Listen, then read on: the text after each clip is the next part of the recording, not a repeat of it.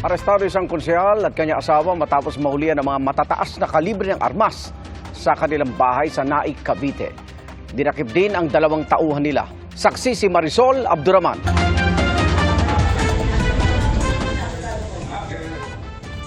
M16, mga shotgun at iba pang matataas na kalibre ng baril.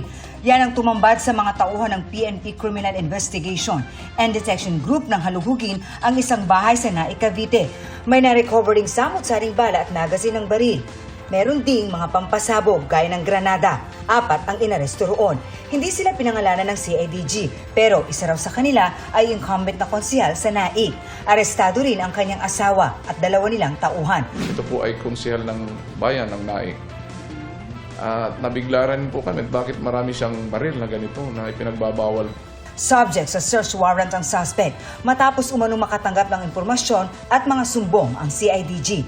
Sinusubukan pa namin makuha ang panig ng mga suspect na sumailalim na kanina sa inquest. Para sa GMA Integrated News, ako si Marisol Abduraman, ang inyong saksi.